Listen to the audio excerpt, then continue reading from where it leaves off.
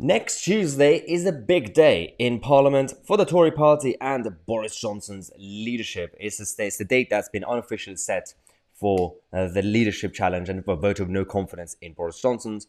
More MPs are submitting their letters to the 1922 committee. And what happened with Andrew Leadsom? She wrote a letter as well, publicly published against Boris Johnson's leadership.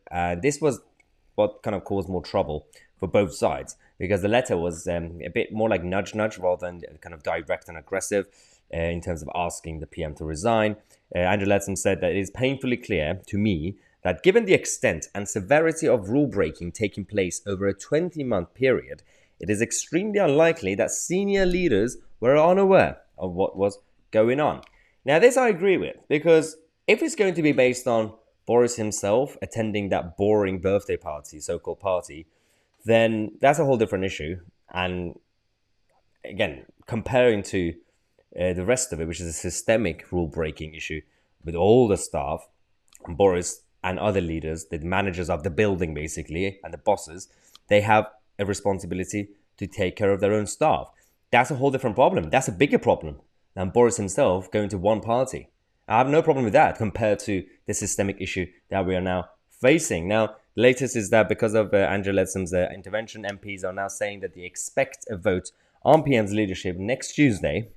And Boris has also basically decided to start a new campaign, which is the Stay With Me campaign. He's schmoozing all the MPs. Now, of course, they're saying that they have almost reached the threshold in terms of number of letters to be submitted to start a no confidence motion. But that's irrelevant because you actually need to get more numbers to win the vote.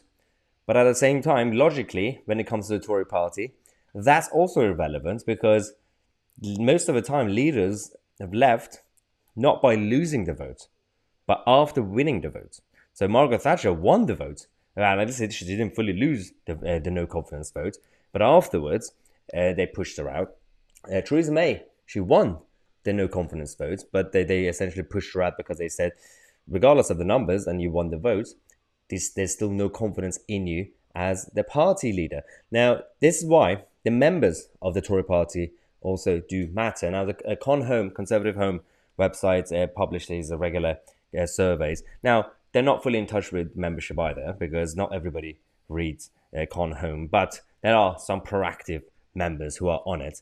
But they are all saying that Boris Johnson needs to go. They have no confidence in Boris Johnson. He's literally at minus 15%. Now, this is really bad. He's gone down 21 points. Weirdly enough, Ben Wallace is very popular because he hasn't done much, as in terms of scandals, and is just getting on with the job. It is not really an entertainment kind of factor as a politician. But Nadhim Zahawi is the dark horse. Liz Truss, not really sure she has a chance.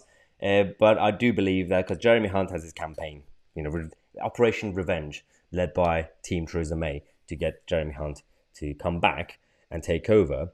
If it's going to be between Jeremy Hunt and someone like Nadhim Zahawi or Penny Mordaunt, then people like Penny and Nadhim Zahawi should have a better chance and to convince the membership to vote for them. Now, so Graham Brady is the head of 1922 committee.